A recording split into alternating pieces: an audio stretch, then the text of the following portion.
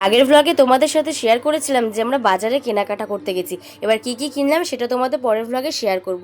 কিন্তু আমার শরীরটা এতটাই খারাপ হয়ে গেছে যে তোমাদের সাথে আমি ভ্লগ শেয়ারই করতে পারিনি। ফাইনালি এতগুলো ড্রেসিং টেবিল দেখার পর আমাদের এইটা পছন্দ হয়েছে, মানে এটা খুবই সুন্দর লাগছিল দেখতে। তার জন্য এটাই বাড়িতে নিয়ে চলে এলাম। যেহেতু বাড়িতে আস্তে আস্তে অনেকটাই লেট হয়ে গেছিলো, মানে ওই তখন 3:30 মতন বাজে। আর বাড়িতে এসে মা তখন রান্না করছিল কিছুই না, জাস্ট পুঁই শাক, ডিম ভাজা আর আলু সেদ্ধ, ব্যাস এইটুকুই করেছে। আর আমি একটু স্যালাড কেটে নিয়েছি।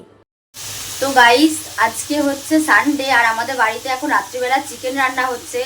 কারণ হচ্ছে তোমরা তো জানোই আমরা আজকে দিনের বেলা একটু বাজারে গেছিলাম কিছু জিনিসপত্র কেনাকাটা করার জন্য, তোমাদেরকে তো সেটা বললামই। আর সেই জন্য মা হচ্ছে সেইভাবে কোনো রান্নাবান্না করতে পারেনি দুপুরবেলায়, জাস্ট নর্মাল একটু হালকা পাতলা রান্নাবান্না করেছিল।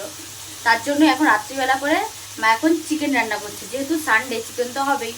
আর চিকেন হচ্ছে মা খুব একটা খায় না আর বাবাও খায় না, তার জন্য আমার আর দিদির জন্য। আর তাই হচ্ছে অল্প করে চিকেন রান্না হচ্ছে, কারণ আমরা হচ্ছে বাসি জিনিস কিছু খাই না।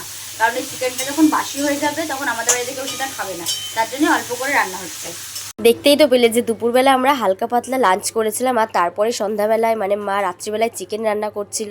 সানডে ভ্লগ আমি আজ পোস্ট করছি কারণ আমার শরীর এতটাই খারাপ, মানে বাইরে চারিদিকে যা গরম পড়েছে, আর সেই গরমের জন্য আমার কিন্তু খুব ঠান্ডা জ্বর এসেছে। আর এই তো মায়ের এদিকে চিকেন রান্না করাও হয়ে গেছে, মা আমাকে খেতেও দিয়েছে।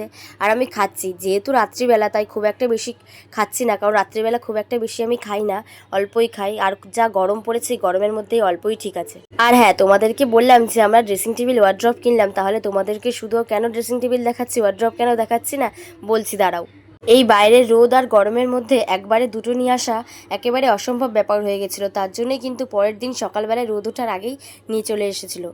এই তো এই হচ্ছে আমাদের ড্রেসিং টেবিল, এদিকে সাজানো হয়ে গেছে। কেমন লাগছে অবশ্যই কিন্তু জানাবে। আর আজকের মতো ব্লগটা এই পর্যন্তই থাকলো, দেখা হবে আবার পরের ভিডিওতে।